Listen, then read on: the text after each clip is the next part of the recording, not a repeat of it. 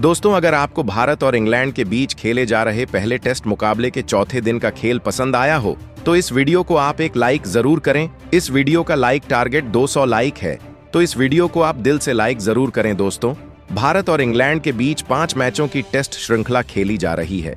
इसके पहले test match के चौथी दिन रोमांच की सारी हदें पार ही गई। ऋषभ पंत और केएल राहुल ने जिस तरीके से तूफानी बल्लेबाजी की देखकर आज खुद बेन स्टोक्स के भी पसीने छूट गए, मगर फिर बाद में इंग्लैंड के गेंदबाजों ने खतरनाक वापसी करके भारतीय टीम को चकनाचूर कर दिया।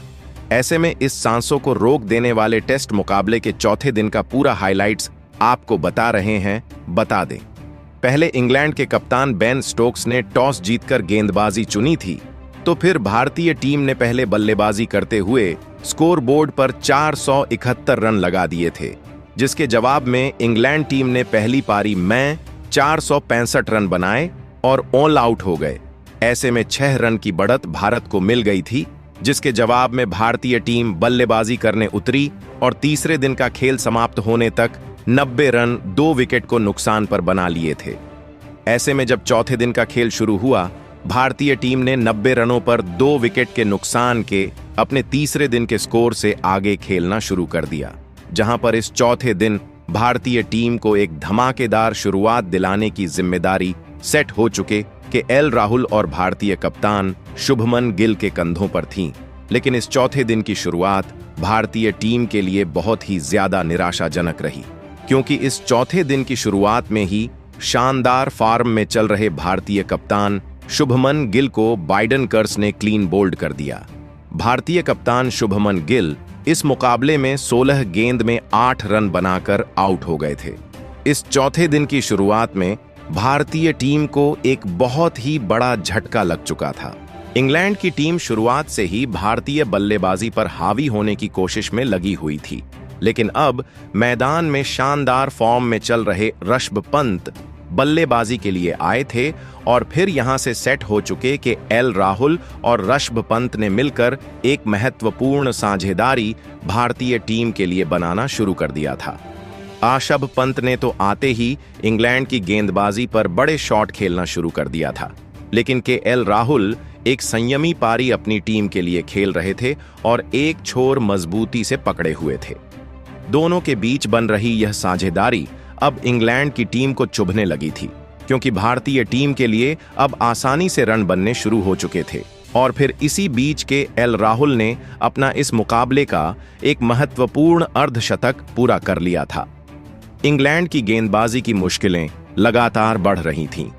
दबाव पूरी तरह इंग्लैंड के कप्तान बेन स्टोक्स के ऊपर दिखने लगा था। ऋषभ पंत की तो इस मुकाबले में बल्लेबाजी देखने लायक थी, और फिर इसी बीच देखते ही देखते सेट हो चुके कि एल राहुल और ऋषभ पंत के बीच एक अनमोल अर्धशतकीय साझेदारी पूरी हो चुकी थी। भारतीय टीम के लिए इन दोनों की यह बल्लेबाजी संकट मोचक का काम कर रही थी। इंग्लैंड की गेंदबाजी के सामने इस समय पर बल्लेबाजी करना सबसे मुश्किल था, लेकिन ऐसे में भारतीय टीम के इन 2 दिग्गज बल्लेबाजों ने अपनी टीम को विरोधी टीम के सामने झुकने नहीं दिया और इस साझेदारी को और भी ज्यादा आगे बढ़ाया और मजबूत बनाया कि एल राहुल और ऋषभ पंत की यह साझेदारी अब इंग्लैंड के कप्तान के हर एक फैसले को ध्वस्त करती जा रही थी। और फिर इसी बीच गजब की और विस्फोटक बल्लेबाजी कर रहे ऋषभ पंत ने अपना इस मुकाबले का एक धमाकेदार अर्धशतक पूरा कर लिया। अब इस साझेदारी ने भारतीय टीम को मुश्किल से बाहर निकाला था और इंग्लैंड की गेंदबाजी को इस मुकाबले में पूरी तरह बैकफुट पर धकेल दिया था कि एल राहुल और ऋषभ पंत की इस साझेदारी की वजह से इंग्लैंड का हर एक गेंदबाज परेशानी में नजर आ रहा था, क्योंकि भारतीय टीम का स्कोरबोर्ड ऋषभ पंत की गजब की बल्लेबाजी की वजह से रुकने को तैयार नहीं था। भारतीय टीम अब इस मुकाबले में कमांडिंग पोजीशन पर पहुंचती हुई दिख रही थी। बाहर से इन दोनों की बल्लेबाजी देख रही भारतीय टीम इस मुकाबले में आत्मविश्वास से भरी हुई नजर आने लगी थी। और फिर इसी बीच भारतीय टीम के लिए एक गजब की पारी खेल रहे के एल राहुल ने अपना इस मुकाबले का एक ऐतिहासिक शतक पूरा कर लिया कि एल राहुल पहले पारी में एक बड़ी पारी खेलने से चूक गए थे, लेकिन इस बार उन्होंने यह गलती फिर से नहीं की थी। लेकिन उनके साथ बल्लेबाजी कर रहे ऋषभ पंत भी कहां उनसे पीछे रहने वालों में से थे और ऋषभ पंत ने फिर से अपने बल्ले की ताकत इंग्लैंड के गेंदबाजों को दिखाई और देखते ही देखते 90 रनों का आंकड़ा ऋषभ पंत ने पार कर लिया था।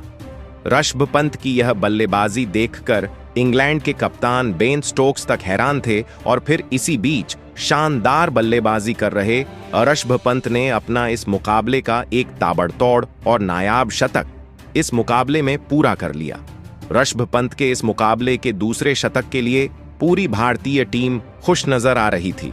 तो वही शतक लगाने के बाद तो गेंदबाजी पर आए, जो रूट के खिलाफ ऋषभ पंत ने एक ही ओवर में 3 चौके और एक धमाकेदार छक्का लगा दिया था।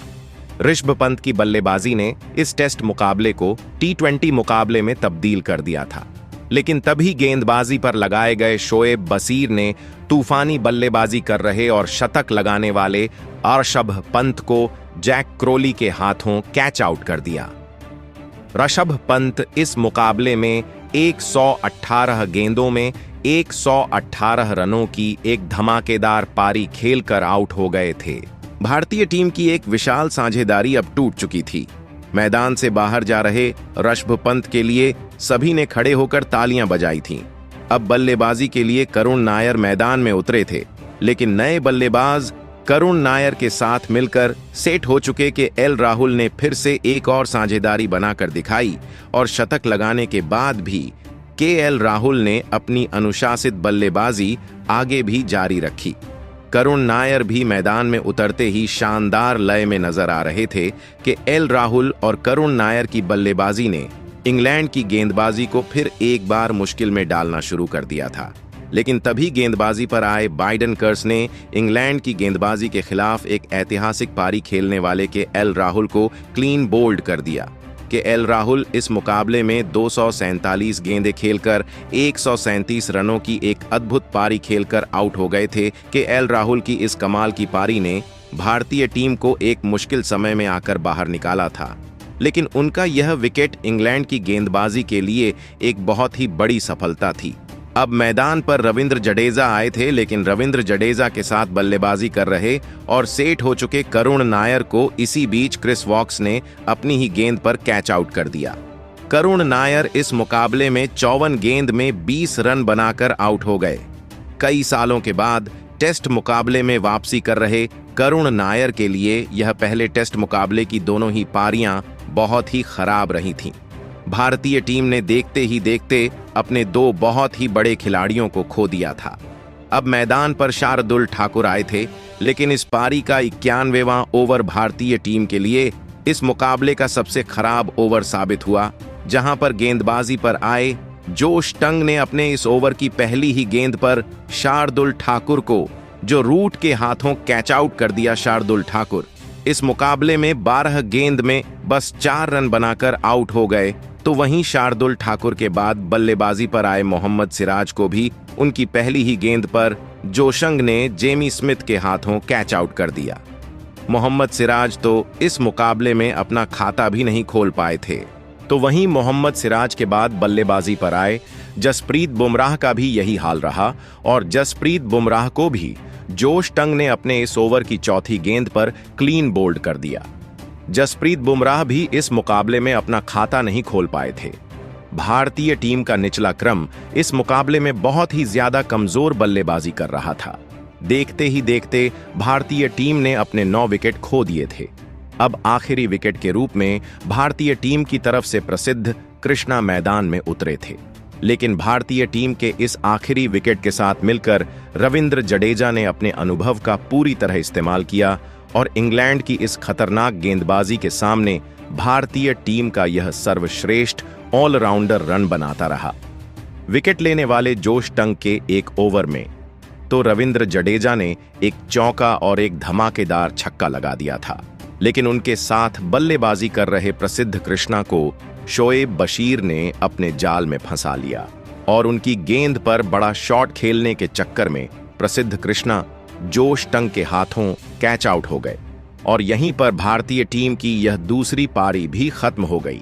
लेकिन इसके बावजूद भारतीय टीम ने अपनी दूसरे पारी में 370 रन स्कोर बोर्ड पर लगा दिए और पहली पारी में मिली 6 रनों की बढ़त को मिला दे तो भारतीय टीम ने अब इंग्लैंड की टीम के सामने 370 रनों का एक विशाल लक्ष्य इस पहले टेस्ट मुकाबले को जीतने के लिए रखा। उसके बाद भारतीय टीम से मिले 371 रनों के एक विशाल लक्ष्य का पीछा करने इंग्लैंड के 2 दिग्गज ओपनर बल्लेबाज मैदान में उतरे।